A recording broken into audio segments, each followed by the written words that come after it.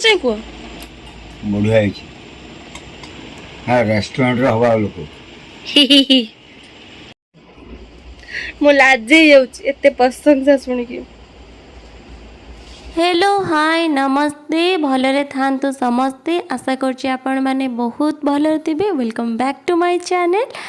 बात्या आसीगलाणी आपण माने बहुत माने सतर्कता अवलंबन करिवे। एबे बेसी बीच बीच साइड जानतुनी माने मु एते बड़ हे गलेनी फिर भी जते बेले मु घर को आसे बापा को आसिया बाट को मु अपेक्षा करि थाए। बापा जते बेले भी इवनिंग रु आसंती मार्केट रु मो पई किछि ना किछि नै कि आसंती। आ मोर भी एटा अभ्यास जे मु अपेक्षा करि बसिबे तांकर भी अभ्यास जे मो पई किछि ना किछि नै कि आसीबे। आ देखंतु बापा एठी बसी लिटरली कांदुथिले काहेकि ना से गोटे सैड सीन देखि दैचंती मूवी रे बसी कांदुचंती। एइति पई मु बापा संगे बसी मूवी देखेने सीए तो कांदिबे कांदिबे तांको देखि मते भी कांद लागे। सेति पई छाडନ୍ତୁ से कथा एटा रातिर क्लिप मु टी ऐड कर दितली बापा इमोशन वीडियोटा। तो आज दी पर बापा बनैतिले कुंदुरी आलू भजिया अंडा आमलेट आउटा आलू पुस्तर गोटे कौन तरकारी ताको खाई सारा पर बापांकर मोर गचर जो पत्र झड़ी जो नागेश्वरी चंपा गछ ना तार वर्ष को 3 थर पाखापाखि पत्र झड़ा दिए। जिते बड़े भी मु घर को जाए से से पत्र रे मु निया लगे दिए। देखो केते बड़ गछ अछि ना प्रत्येक थर एते निके पत्र पड़े। तो बापांकर मोर बसिक निया लगोथले। वो सन्त्रासवादी छोट सन्त्रासवादी बापा बड़ सन्त्रासवादी। बापा छकू पड़े मु कुआड़े जीवी। आज माँ आसबार थिला माँ आज मो मिक्स चाउमिन नहीं के आसी माँ आसिया खुशी रे बापा आउ मु प्लान करथिले माँ को आज सरप्राइज दबा। तो बापा चटपट मार्केट पड़ेथिला और एटी मो सांग देखौची से गोटे फ्लावर नहीं के आसथिला देखौची। बापांकर मोर जो प्लानिंग थिला माँ को सरप्राइज दबा कि आज माँ किछि काम करिवोनी से बसिबो मु रोसई करिबे बापा टिके हेल्प करिवे मते माने मु रोसई करिवे आज मो माँ को भाई। माँ कहला तू तो रोसई करू कि दे मो माछटा छड़े दूची। तो माँ खाली माछ छड़ाइबार हेल्प करथिला आ सब सप्ताह मु करिछि। विश्वास करियोनी आज गोटे इंसिडेंट आम घर पाखे है जेबे मु घर को आसे से बापा ही रोसई करती जदि माँ घर पाखे थाए माँ रोसई करे माने मु केबे घरे रोसई ही करेनी किंतु करने को ही मत दियंतिनी। तो जड़े भाउज आसिक आम घर पाखे कहते एत बड़टे हेलुणी घरे कौन रोसई करूनु शिखिबु केमिति ससुर घर गले केमिति करिवु एटा समस्ते सब झील को तो प्राय कह जाए। किंतु आज बापा कहते जितेबले घरे अच्छी तेतेबले मु ताको करके देबिनी आ किए करदब जेठी तो रोची बाहर एका रोसई करी खाऊची बाहा गले तो शाशुघर निजे रोसई करी खाइबो आउ एबे घरे अच्छी मु कर दिए। विश्वास कर एते मते खुशी लगिला मु कहनी एमितिका बापा समस्त को मिलवा दरकार। तो छाड़ से कथा मुझे माछ भाजिली आज मु माछ को टिके अलग प्रकार रोसई करी समस्त घरे माछर टिके अलग अलग तरीके रोसई करा जाए। आउ एटा तो आप मैंने आग वीडियो भी देखी यहाँ मोर माने फेवरेट माछ। तो या मुझे अलग प्रकार रोसई करी आपण मैंने भी देखो बहुत जल्दी बनिकी भी रेडी हो जाए।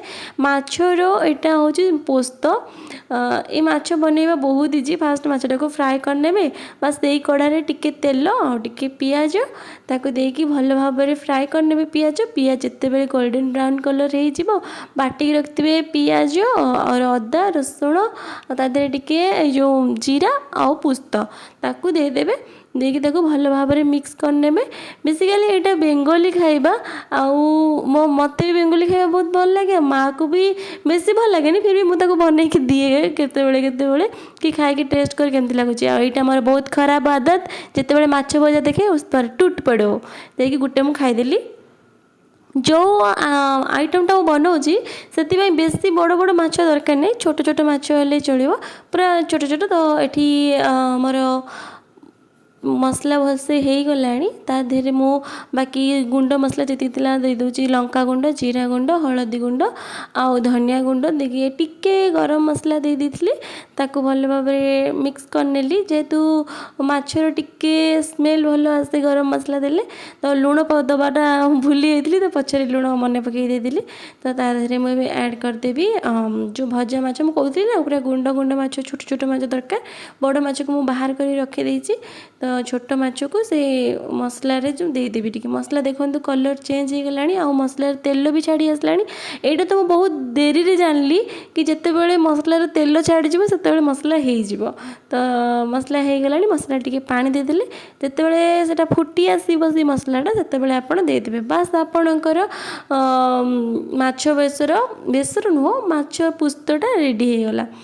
ତ ବହୁତ ଜଲ୍ଦି ବନେଇକି ରେଡ଼ି ହେଇଗଲା। ଏବେ ପାଳି ହେଲା ଚିକେନ୍। ଯେହେତୁ ଆଜି ମୁଁ ବନାଉଛି, ଆଉ ମୁଁ ଯାହା ବନେଇକି ଦିଏ ମୋ ବାପାଙ୍କୁ ସବୁ ଭଲ ଲାଗେ, ସବୁ କିଛି ତାଙ୍କୁ ଯାହା ବି ଯେମିତି ବି ବନେଇକି ଦେଇଦିଏ ସେ କିଛି ଅବଜେକ୍ସନ୍ ନାହିଁ। କିନ୍ତୁ ମୋ ମାଆ ଟିକେ କହିଦିଏ ଲୁଣିଆ ହେଇଛି, ରାଗ ହେଇଛି। ତ ମାଆ ପାଇଁ ଯେତେବେଳେ ରୋଷେଇ କରେ ମୋତେ ବହୁତ କେୟାରଫୁଲି ରୋଷେଇ କରିବାକୁ ପଡ଼େ। ଏମିତି ନୁହେଁ ଯେ ସେ ଖାଏନି, ସେ ଖାଇଦିଏ, କିନ୍ତୁ ଯେତେବେଳେ ତାକୁ ମୁଁ କୁହେ କ'ଣ ହେଇଛି କ'ଣ ନାହିଁ, ସେ କହିବ ଏଇଟା ଟେଷ୍ଟ ଭଲ ହେଇନି। ବିଶ୍ୱାସ କରେ, ମୁଁ ଏଠି ରୋଷେଇ କରିଥିଲି, 2 ଜଣ ମୋତେ ଜଗିକି ବସିଛନ୍ତି କ'ଣ ଦରକାର ହେବ କି କ'ଣ ନାହିଁ। ଆଉ ଏଇ ଟମାଟୋଟା ବାପା ମୋତେ କାଟିକି ଦେଇଦେଲେ, କହିଲେ ଟମାଟୋ ମାନେ ମୁଁ ପକାଇବା ପାଇଁ ହିଁ ଭୁଲି ଯାଇଥିଲି, ସେ ମଝିରେ ଆଣି ଦେଇଦେଲେ। ଆଜି ଚିକେନ୍ଟା ମୁଁ କେବଳ କଷା ହିଁ କରିବି, ତାକୁ ଝୋଳ କି କିଛି ଏକ୍ସପେରିମେଣ୍ଟ ତା ଉପରେ କରିବିନି, କାରଣ ଅଲରେଡ଼ି ମୁଁ ମାଛର ଝୋଳ ଗୋଟେ ବନେଇଛି। ସେଥିପାଇଁ ଚିକେନ୍ଟା କଷା କରିବି। କଲାବେଳେ ତ ମୋତେ ବହୁତ ଡର ଲାଗୁଥିଲା, ଏପଟ ସେପଟ କିଛି ହେଇଯିବନି ତ। କିନ୍ତୁ ଯେହେତୁ ମେସ୍ରେ ଏତେ ଥର ମୁଁ ବନେଇଲିଣି, ମାନେ ରୁମ୍ରେ ବି ମୁଁ ବନେଇଛି ବହୁତ ଥର, ତ ସମସ୍ତେ କୁହନ୍ତି କି ଭଲ ଲାଗେ। ତ ବହୁତ ଆଶା ଓ ଆକାଂକ୍ଷାରେ ମୁଁ ବନାଉଛି କି ମାଆକୁ ଏଇଟା ଯେମିତି ପସନ୍ଦ ଆସିବ। ତ ନର୍ମାଲି ଚିକେନ୍ ଯେମିତି କଷା ହୁଏ ସେମିତି ହିଁ କରିଥିଲି। ଫାଷ୍ଟ ତେଲ ଦେଇଥିଲି, ତା ଦେହରେ ପିଆଜ ଟିକେ ହେଇଗଲା ପରେ ଅଦା ରସୁଣ ପେଷ୍ଟ ଦେଇଦେଇଥିଲି। ଆଉ ତାପରେ ଅଦା ରସୁଣ ପେଷ୍ଟ ଯେତେବେଳେ ହେଇଯିବ ତାପରେ ଟମାଟୋ ଦେଇକି ତାକୁ ଭଲ ଭାବରେ ମିକ୍ସ କରିନେଲି। ଆଉ ତାପରେ ଦେଇଦେଲି ଗୁଣ୍ଡ ମସଲା ଦେଇକି ମସଲାକୁ ଭଲସେ କଷିଦେଲି। ମସଲା ଯେତେବେଳେ ଭଲସେ କଷା ହେଇଗଲା ତା ଦେହରେ ମୁଁ ଚିକେନ୍ ଦେଇଦେଲି, ଆଉ ଚିକେନ୍କୁ ଭଲ ଭାବରେ ମିକ୍ସ କଲି। 2-3 ଥର ତାକୁ ମାନେ ଏମିତି ଘୋଡ଼େଇକି ରଖିଥିଲି। ତାପରେ ଚିକେନ୍ ଭଲସେ ହେଇଗଲା। ଚିକେନ୍ର ବାସ୍ନାରେ ମୋ ମାଆ ମୋତେ କହୁଛି ହଁ ମୋତେ ଭୋକ ଲାଗିଲାଣି, ମୁଁ ଖାଇବି। ଆଉ ମୋ ମନ ତ ଖୁସି ହେଇଗଲା, ଲାଇକ୍ ମୁଁ ଯାହା ବହୁତ ଭଲ ବନେଇଛି, ମାଆ ଖାଇବାକୁ ରେଡ଼ି। ଆଉ ତ ବାପା କହିଲେ ମୁଁ ଭାତ ଖାଇବି, ମାଆ କହିଲା ମୁଁ ମୁଢ଼ି ଖାଇବି। 2 ଜଣଙ୍କ ଚଏସ୍ ଅଲଗା ଅଲଗା। ତ ମାଆ ପାଇଁ ମୁଁ ମୁଢ଼ି ବାହାର କଲି, ବାପାଙ୍କ ପାଇଁ ଭାତ। ତ ଚାଲନ୍ତୁ ଦେଖିବା ଆମ ଘର ଲୋକଙ୍କୁ କେମିତି ଲାଗୁଛି। ମୁଁ ମାଛ ତରକାରୀ କରିଛି, ଚିକେନ୍ କଷା ବି ମୁଁ କରିଛି। ଏ ପୁସ୍ତ ତରକାରୀଟା ବାପା କରିଥିଲେ, ମୁଁ ତାକୁ ଟିକେ ଖାଲି ଗରମ କରିଛି। ବାପା ଖାଇ କୁହ କେରମ ଲାଗୁଛି, ହଉ ନା? ଖାଇ କୁହ କେରମ ଲାଗୁଛି, ମାଛଟା ଫାଷ୍ଟ ଖାଇ କୁହ କେରମ ଲାଗୁଛି।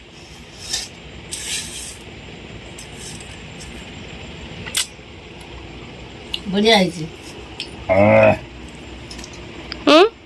ମସ୍ତ ହେଇଛି। ମା ତୁ ଚିକେନ୍ଟା ଖାଇ କ'ଣ କେରମ ଲାଗୁଛି? ବଢିଆ ହେଇଛି। ଆଉ ଥରେ ନା ନେଇକି ଖା, ଗୋଟେ ଖାଇ କହ। ଉଠିଲେ ସିନା।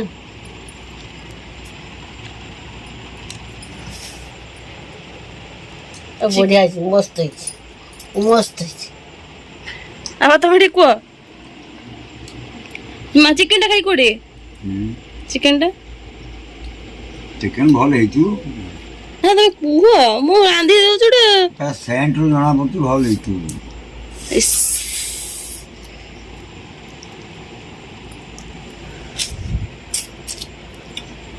ଏଇଟା ଗୋଟେ ମସ୍ତ ହେଇଛି। ଏପଟେ କୁହ କରେ, ମୋ ମା ପାଖରୁ ଏଇଟା ମାଗିକି ରଖିଛି।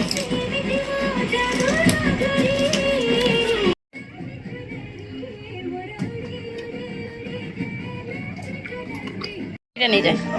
ସେଇପଟେ ଢାଳିବୁ।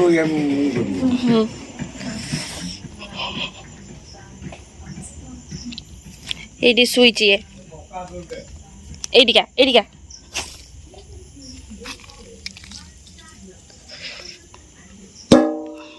ଖାଇଦେ, ଖାଉନୁ। ଆଜି ମୁଁ ତାକୁ ଡାକି ଆଣିଲି ଗାଁରୁ, କହିନି ଆ ବୋଲି, ପଳେଇ ଆସିଲା ମୋ ସାଙ୍ଗରେ। ସତରେ ଖାଇଦେ, ଡରୁଛି ବୋଧେ। ମୁଁ ଯାଏ, ତୁ ଖାଇଦେ। ମଣିଷ ହୁଅନ୍ତୁ କି ପଶୁ ପକ୍ଷୀ ହୁଅନ୍ତୁ, ସମସ୍ତଙ୍କୁ ଭଲ ପାଇବା ଦରକାର। ସମସ୍ତଙ୍କ ଲାଇଫ୍ରେ ଭଲ ପାଇବା ରହିବା ନିହାତି ଦରକାର। ଆଉ ଯେତେବେଳେ ବି ଆମକୁ ଭଲ ପାଇବା ମିଳେ ସେତେବେଳେ ଆମକୁ ବହୁତ ଭଲ ଲାଗେ। ଯଦି ଆପଣଙ୍କ ଦ୍ୱାରା ସମ୍ଭବ ହୋଇପାରୁଛି, ମଣିଷକୁ ପଛେ ଭଲ ପାଆନ୍ତୁ ନ ପାଆନ୍ତୁ, ପଶୁ ପକ୍ଷୀଙ୍କୁ ନିହାତି ଭଲ ପାଆନ୍ତୁ। ଆଶା କରୁଛି ମୋ ଭିଡ଼ିଓ ଆପଣମାନଙ୍କୁ ଭଲ ଲାଗିଥିବ। ଯଦି ଭଲ ଲାଗିଛି ଲାଇକ୍ ସେୟାର କରିବାକୁ ଜମା ଭୁଲିବେନି।